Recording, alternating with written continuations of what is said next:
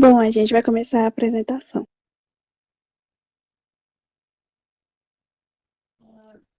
Eu vou falar um pouco sobre o ATP. ATP é uma sigla usada para indicar a molécula de adenosina trifosfato. Essa molécula constitui a principal forma de energia química, uma vez que sua hidrólise é altamente exergônica. Isso quer dizer que, ao sofrer o processo de hidrólise, cisão por ação da água, essa molécula libera grande quantidade de energia livre. A molécula de ATP é formada por uma base nitrogenada adenina, uma ribose e por 3 grupos fosfato. A adenina ligada à ribose é chamada de adenosina.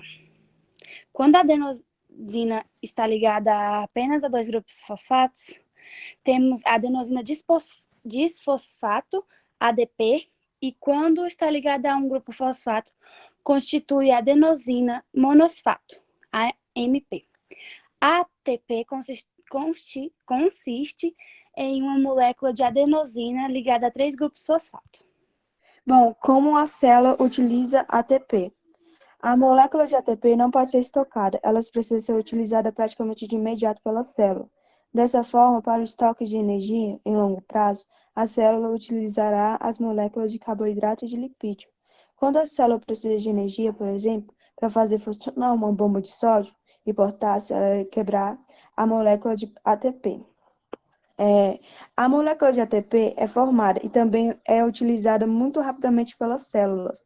Uma única célula viva necessita de milhões de moléculas de ATP a cada segundo para manter suas atividades. Estima-se que uma molécula de ATP é usada cerca de 1 segundo após sua síntese.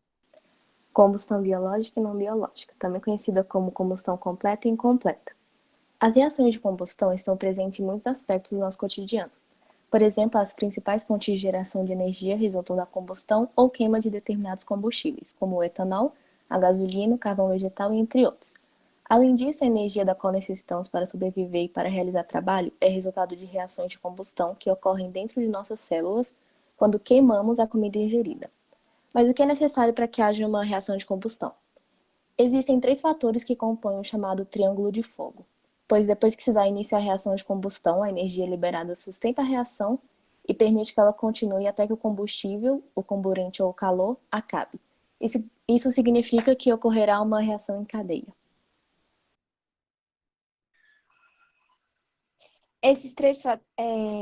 Mas o que é necessário para que haja reação de combustão? Esses 3 fatores compõem o triângulo de fogo, pois se dá o início de reação de combustão e a energia liberada sustenta a reação e permite que ela continue até o combustível, comburente ou calor acabe isso. Isso ocorrerá em reação em cadeia, combustão incompleta. Nesse caso, não há quantidade de comburente, ou seja, de oxigênio suficiente para queimar todo o combustível. Assim, os produtos formados por CO, monóxido de carbono e H2O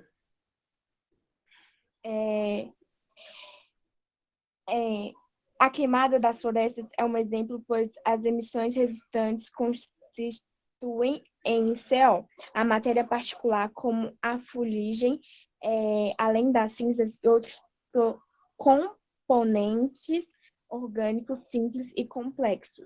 Pode-se reformar também óxido de nitrogênio, óseo, áldedos, em virtude de reações secundárias pela presença de outros componentes do ar. Eu vou falar sobre os transportadores de hidrogênio. Bom, as reações químicas que ocorrem transferência de elétrons são conhecidas como reações de óxido-redução, que são quando perde e ganha elétrons.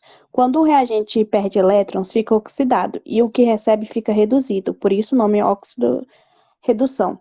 Durante os processos de síntese, que é basicamente a união, e degradação, que é basicamente a quebra de substâncias orgânicas nas células, ocorrem muitas reações químicas com liberações de elétrons com alto nível de energia e átomos de hidrogênio.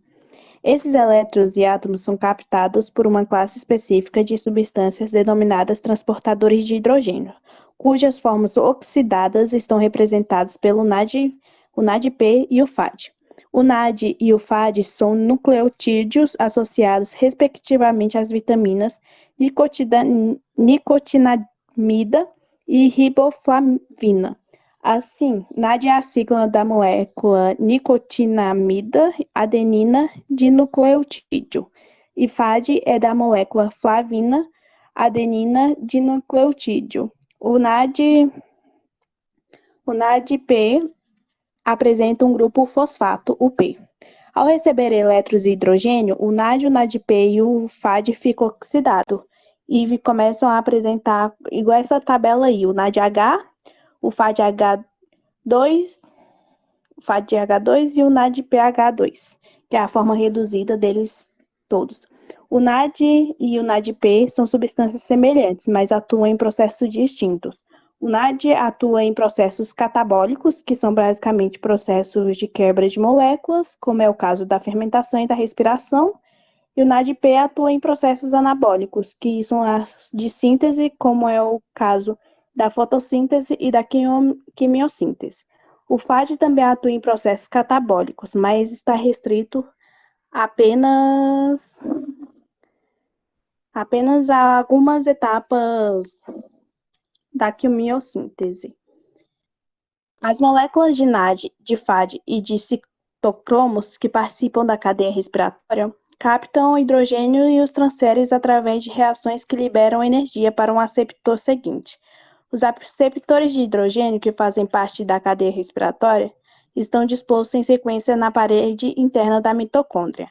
O último aceptor de hidrogênio na cadeia respiratória é a formação de moléculas de ATP, processo chamado de fosforilação oxidativa. Cada molécula de NADH2 que inicia a cadeia respiratória leva à formação de 3 moléculas de ATP, a partir de 3 moléculas de ADP e 3 grupos fosfatos. Já a FADH2, formado no ciclo de Krebs, leva à formação de apenas 2 ATP. Atualmente, o grande número de pesquisadores e recursos é envolvido em estudos com hidrogênio, promovendo avanços em sua arte e permitindo cada vez mais ser visto como uma moeda energética forte para os tempos de hoje e vindouros. E foi essa a nossa apresentação.